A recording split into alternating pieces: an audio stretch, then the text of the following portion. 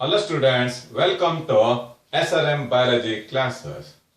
The last important topic in this chapter is the DNA fingerprinting technique. Today, the DNA fingerprinting technique is widely employed in order to identify the culprits. To identify the switchover of babies in the hospitals, in addition to this, in order to identify the dead bodies of victims in the natural disasters or in the fire accidents or in the aircraft disasters, the DNA fingerprinting is widely employed. In order to identify the switchover of babies in the hospitals, one of the widely used methodology is DNA fingerprinting technique. In addition to this, to identify the human beings at molecular level, one of the widely used technique is called DNA fingerprinting technique. In a valid terminology, the DNA fingerprinting technique is defined as it is the technique of detecting and comparing the two nucleotide sequence obtained from two different sources to establish their identity at molecular level. To establish their identity at molecular level is called DNA fingerprinting technique. This unique technique was discovered by Sir Alex Jeffrey in the year 1985. The DNA fingerprinting technique is also designated as DNA profiling. The DNA profiling is unique to individual person. The DNA profiling or the DNA fingerprinting is unique to individual person. In India, the DNA fingerprinting technique was practiced by two pioneer scientists, namely Lajit Singh and Kashyap. Dr. Lajit Singh and Kashyap, with the establishment of CCMB at Hyderabad, Center for Cellular and Molecular Biology, and at Hyderabad is one of the unique center practicing DNA fingerprinting technique. If you observe the human genetic material, 99.9% of the DNA in case of all human beings remains same, just with the presence of 0.1 difference is taken into consideration to identify the living organism at molecular level.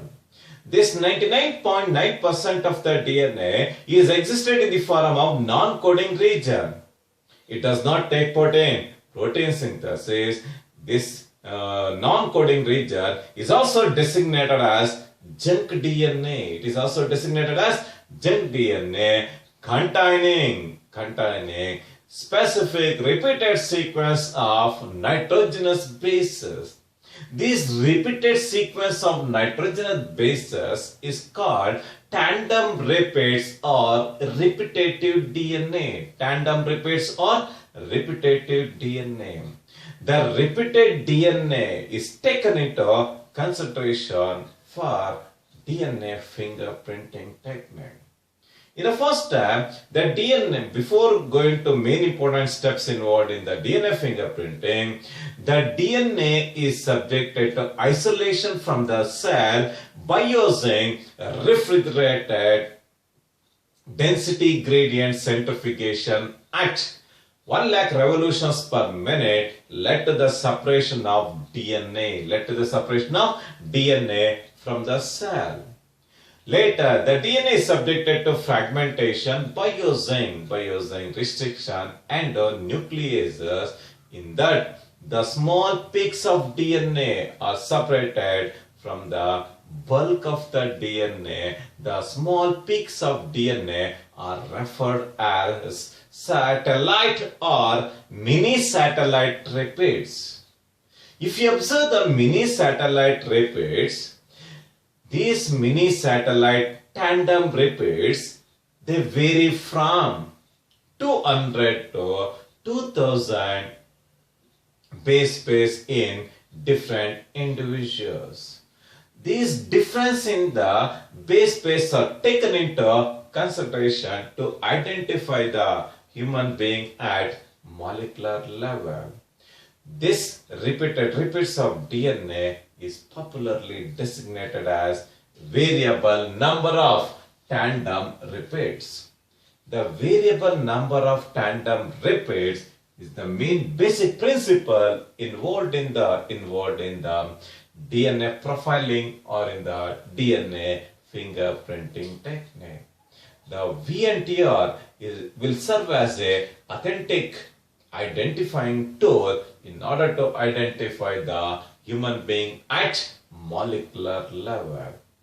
With reference to the main important steps involved in the DNA fingerprinting, from the point of board examination, if you write only 8 steps, it's more than enough for the full marks award.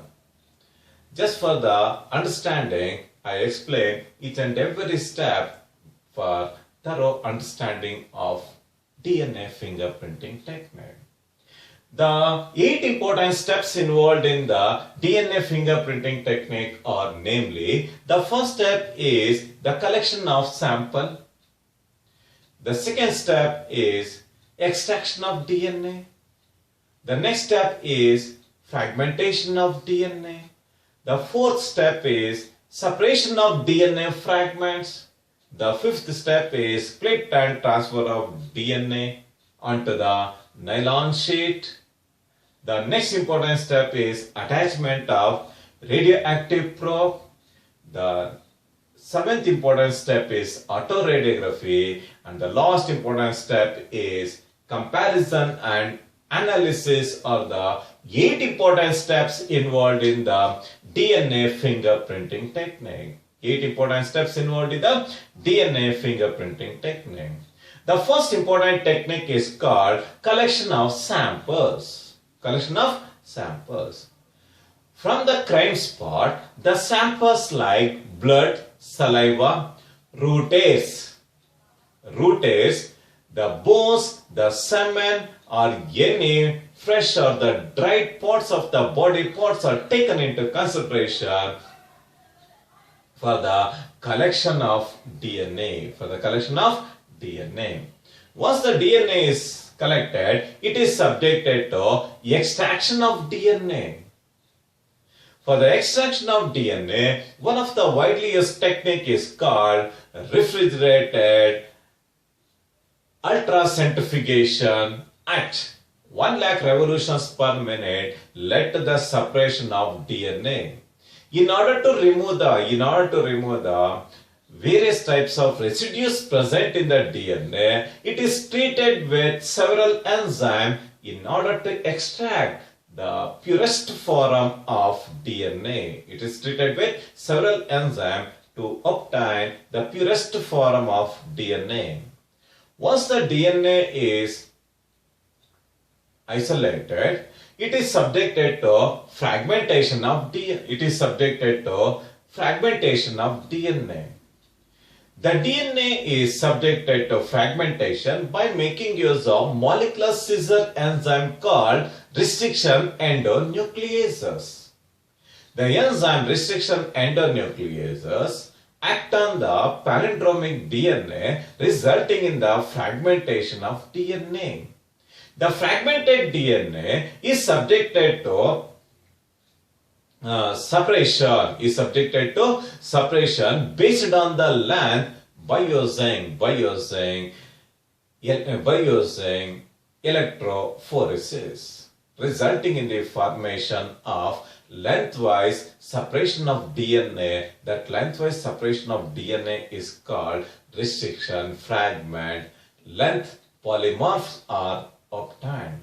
In that, you can find the presence of small peaks of DNA called mini satellites or satellite DNA.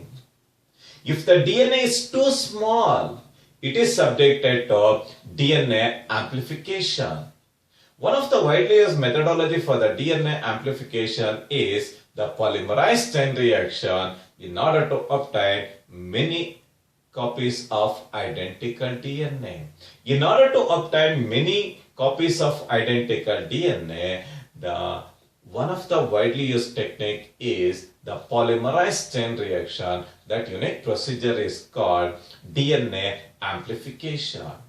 Once the DNA amplification is made, it is subjected to separation of DNA fragments.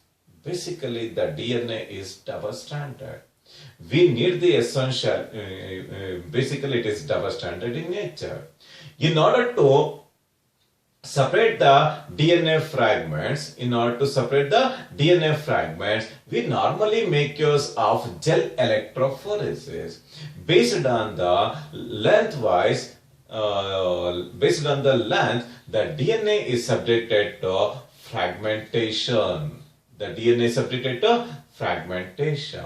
Once the DNA is fragmented, in that little amount, or based on the length, which DNA is small, that DNA is selected and it is treated with sodium hydroxide. It is treated with NaOH for the splitting and transfer of DNA onto the nylon sheet. Basically, the DNA is double-stranded. You can find the presence of complementary base pairing. There is no need to analyze the two strands of the DNA. Just by analyzing one strand of the DNA, we can predict the complementary base pairing. Yes, in order to separate the DNA, we need the essentiality of single-stranded DNA. It is obtained by treating with sodium hydroxide. When it is subjected to sodium hydroxide, it will effectively remove the weak hydrogen bond between the two polynucleotide strands, resulting in the formation of single-stranded DNA is formed.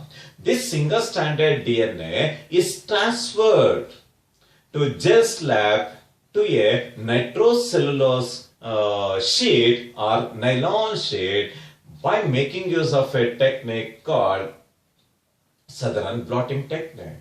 The Southern blotting technique is widely employed to transfer the single-stranded DNA onto nitrocellulose sheet or nylon sheet for the molecular hybridization.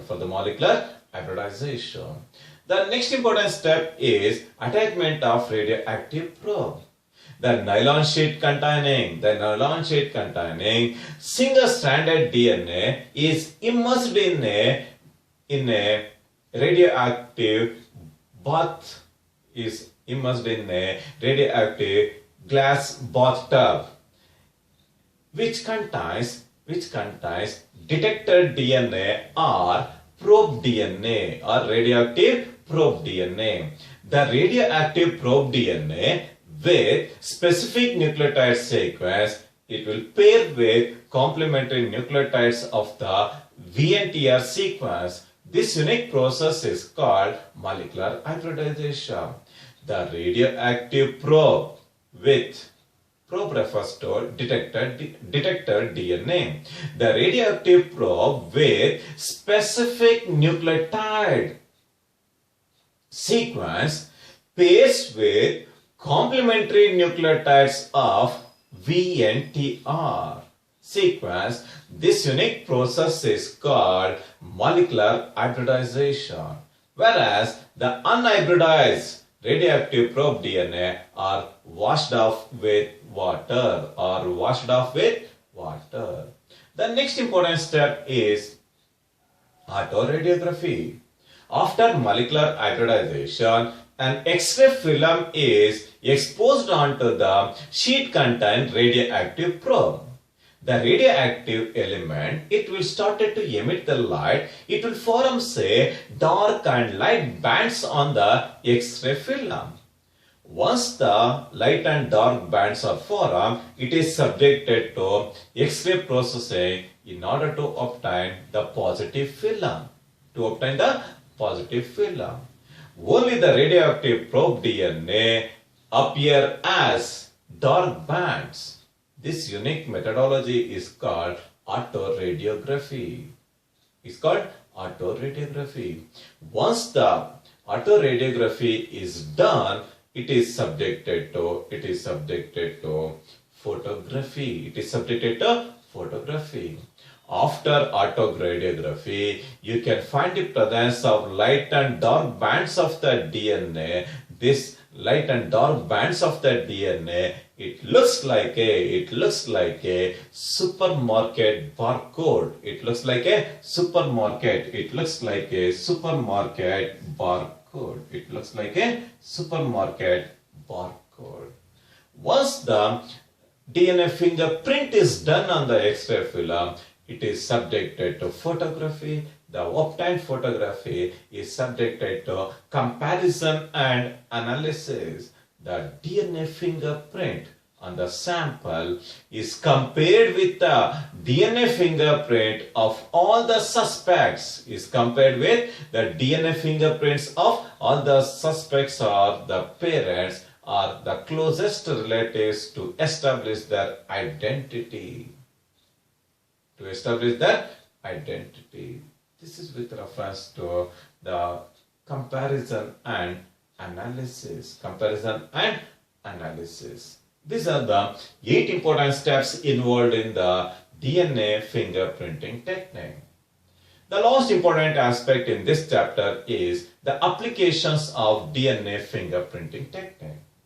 The DNA fingerprinting technique is widely employed in order to solve the parental disputes. One of the widely used methodology is called DNA fingerprinting technique. It is widely employed in the forensic laboratories in order to identify the culprits involved in the criminal activities, in the rape cases, and also in the drug peddling cases. The forensic laboratories make use of DNA fingerprinting as one of the unique technique to identify the culprits. It is also widely employed in order to identify the switchover of babies in the hospitals to return their babies to the respective parents. One of the widely used methodology is DNA fingerprinting technique. In order to identify the dead bodies of the people in the natural disasters like floods, in the earthquake, and in the violence, one of the widely used methodology is the DNA fingerprinting technique. In addition to this, today the DNA fingerprinting technique is widely employed in order to diagnose many infectious diseases, and also in order to trace the hereditary disorders. The DNA fingerprinting technique is widely employed. In addition to this, in order to establish the evolutionary relationship with the other human races, namely Mongoloid, African, and Aryan races, today we are making use of DNA fingerprinting technique. In addition to this, in order to identify the mutilated dead bodies in the major disasters like train accidents, fire accidents, or in the plane crash disasters, or in the building collapse, one of the widely used methodology is the DNA fingerprinting technique. Today, the DNA fingerprinting technique is widely employed in order to identify the human being at molecular level. One of the widely used technique is called DNA fingerprinting technique. The DNA fingerprinting is unique to individual person. The DNA fingerprinting is unique to individual person. It is not subjected to manipulation.